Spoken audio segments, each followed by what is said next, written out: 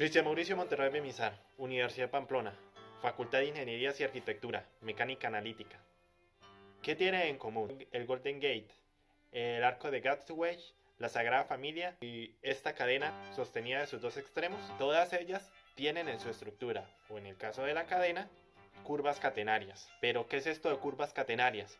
Bueno, la curva catenaria es aquella que se genera al sostener una cadena de sus dos extremos y dejar actuar sobre ella solo la fuerza de la gravedad. Lo más interesante de esta curva no es esto, sino que al invertirla nos da la distribución perfecta para esa amplitud de arco y esa altura que queremos lograr.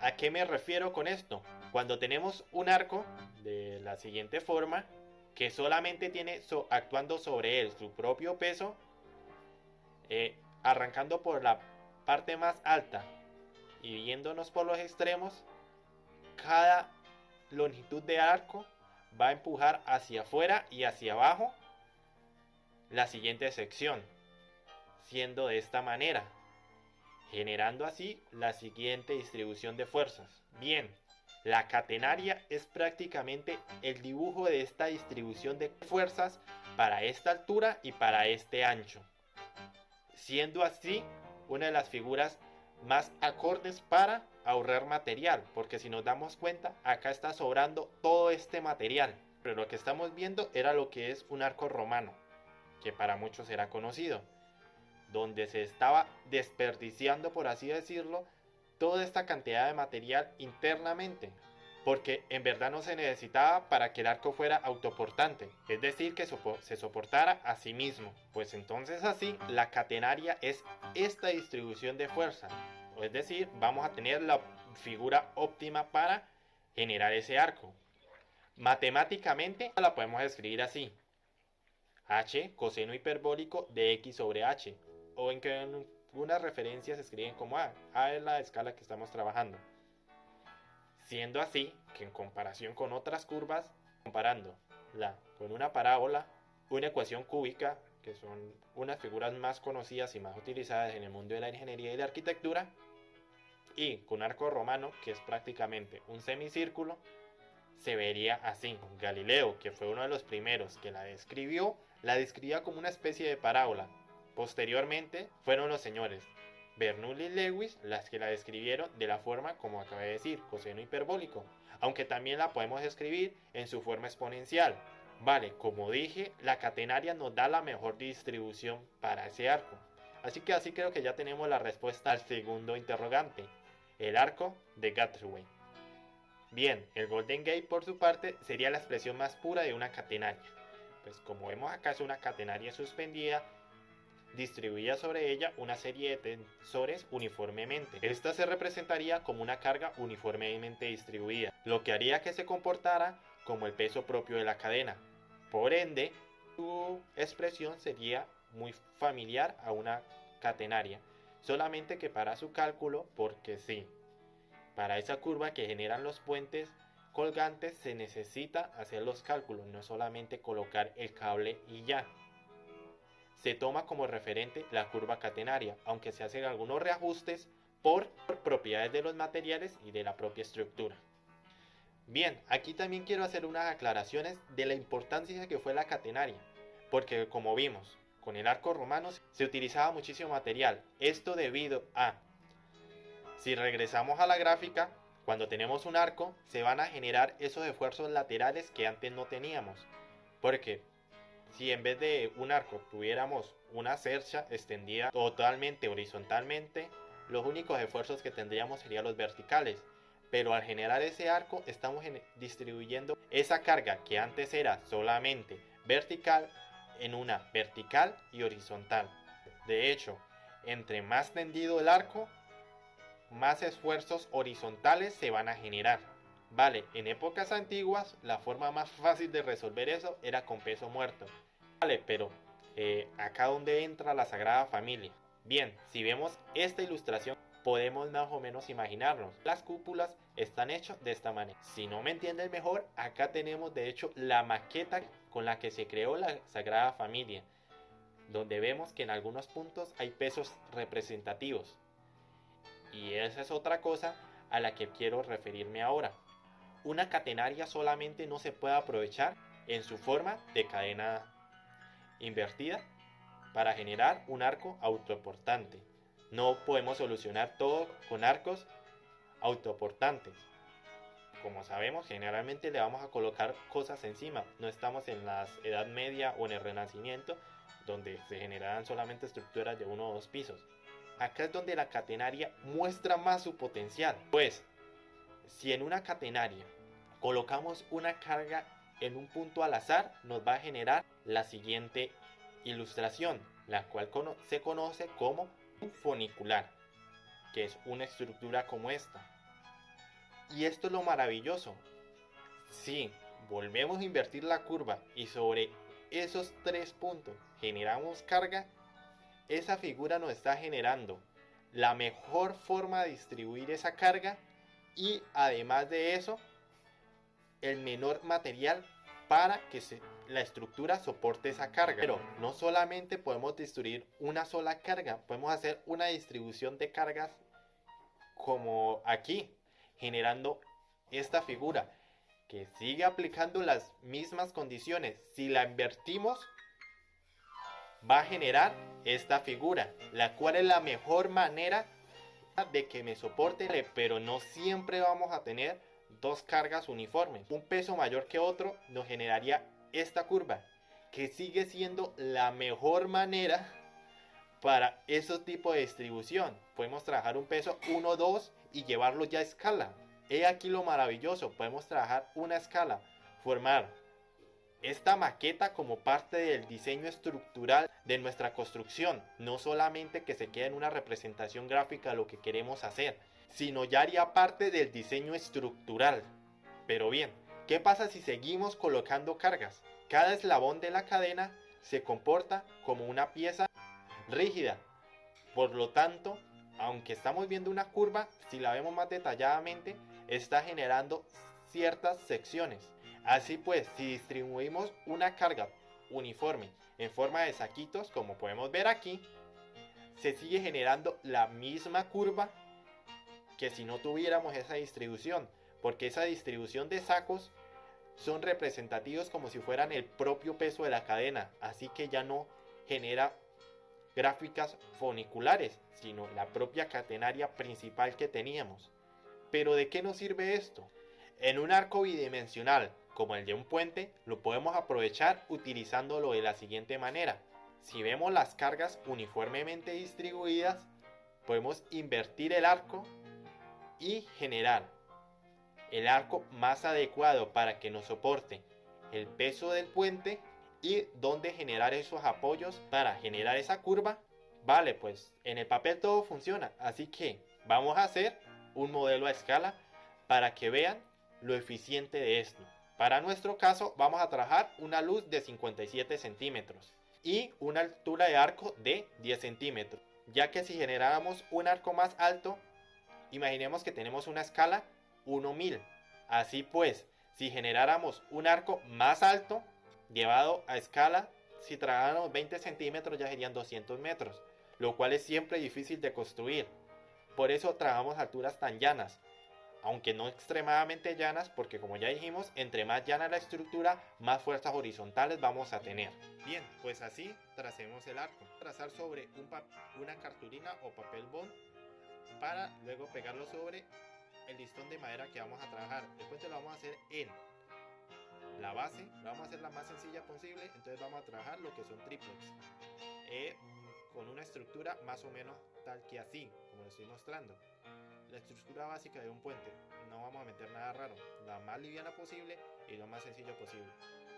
Para el arco, el triple se deja abrir mucho y yo quiero diseñar, ya que hay tantos puentes de arco inferior, vamos a hacer un puente de arco superior tensionado, tal que así. Bien, entonces, para esto el triple no me va a dejar hacer unos agujeros que quiero hacer. Entonces voy a trabajar otro tipo de madera, una madera llamada MF, para muchos conocidos como cartón madera. Vale, ya teniendo esto, pues voy a sacar los arcos y pues para los tensores voy a trabajar hilos de nylon, la forma más básica posible, como quiero decir, porque quiero mostrar solamente el potencial del arco, nada más. Vale, trabajado de escala, dijimos que 1000. Entonces esos 57 centímetros nos estarían representando 570 metros. Y los 10 centímetros nos están representando 10 metros. Tengámoslo en cuenta. Bien, sacando cada una de las plantillas, pues resta armarlo. Para mi caso, en los siguientes puntos, coloqué tornillos muy pequeños para que me dejara distribuir los tensores. Así pues, ya armado, pues pongámoslo a prueba, que es lo que nos interesa. ¿Qué tanto puede soportar? Como vemos, es una luz siempre grande y pues el arco se ve siempre pequeño.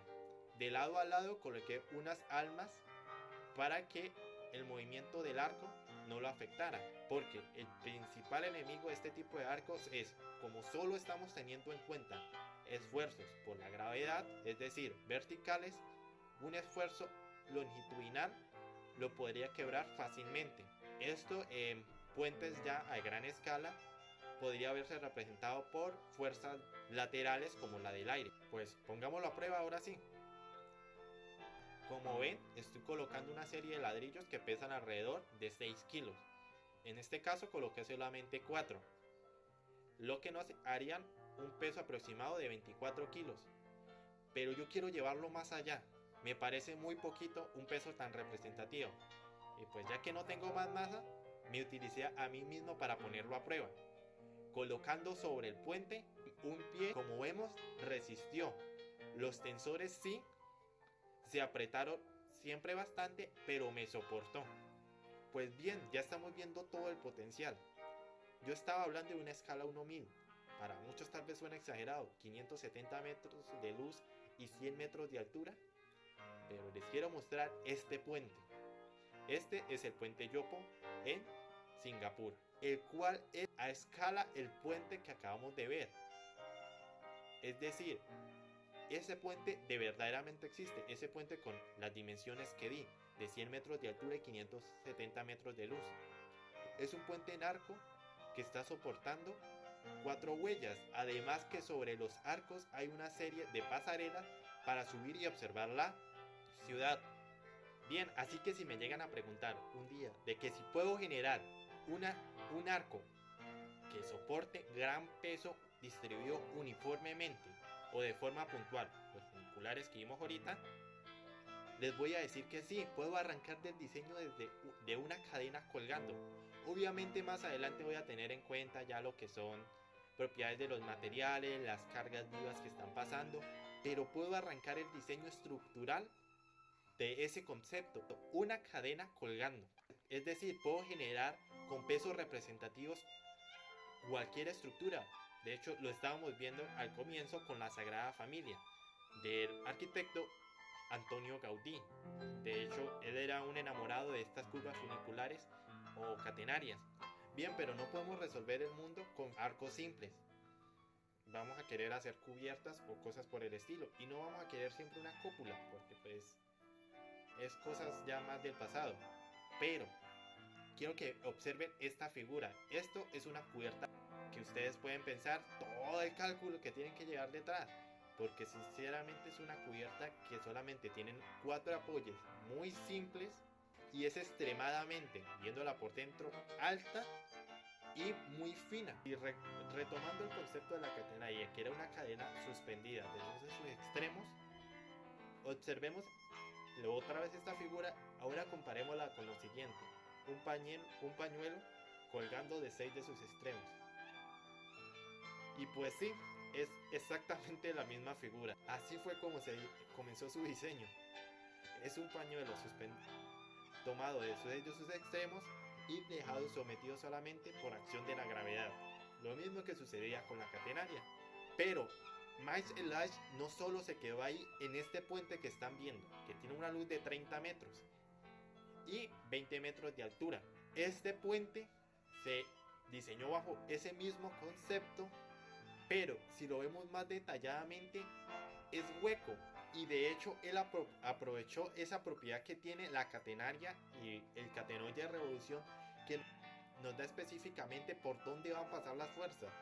Es decir, esos huecos que están era material sobrante. ¿Se acuerdan de lo que vimos con el arco al comienzo?